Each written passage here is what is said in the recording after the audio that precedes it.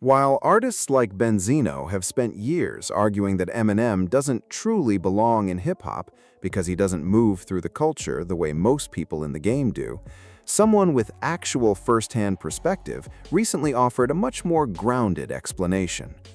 Joel Ortiz, wait, let me correct that.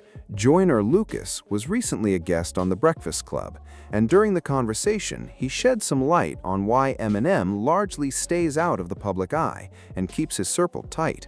And for anyone who has followed Eminem's career closely over the years, what Joyner shared won't come as a surprise, but it does add important context to a conversation that often gets oversimplified. For those who only see the surface, Eminem's absence from industry events, social media, and the usual cultural spaces can look like disconnect or arrogance, but the reality— Why niggas like Marshall move a certain way. You feel me? Because like with that niggas, like getting on the phone with him is like, you could probably hop on the phone with Barack quicker than you can hop on the phone with Marshall.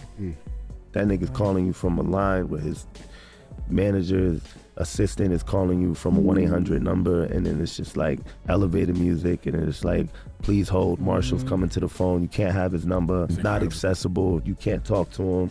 It's like hopping on the phone with the president, right? And it's like, I always wonder, like, why this nigga move like that? I had a conversation with him on the shoot of Lucky You, and I'm like, yeah, man, like anytime you want to talk or anytime you want to build, you know, just, you can hit me, you know what I'm saying? Like we could talk and we could build on his music shit, you know what I'm saying? And I could tell he was really like real standoffish, you know what I'm saying? And I would ask Royce, like, yo, why is he like that? He's like, man, that nigga's just been through a lot of shit. You don't really like, you know, he's very closed off from people, right? And I'm just like, damn. And I never understood it, right? And when I started, you know, experiencing this shit that I was experiencing, I got it instantly. I'm like, this is why this motherfucker he don't want new friends. And we could build on this music together. You know what I'm saying? But Joyner recalled that Eminem was visibly guarded during that interaction, standoffish in a way that was hard to ignore.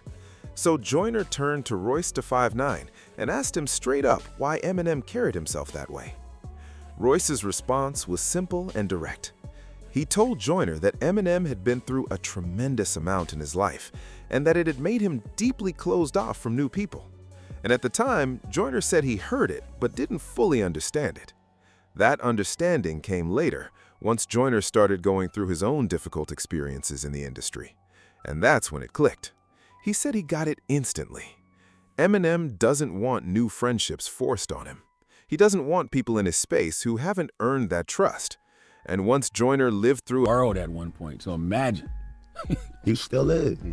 Yeah. That nigga ain't gotta drop a fucking album, he's still— Yeah. He can't just be outside. He's not the nigga that could just be outside like that. He can't just walk the streets of fucking New York. Like you know what I'm saying? Like it's a whole thing. He is a big deal. Like to this day, you know what I mean? And it's like,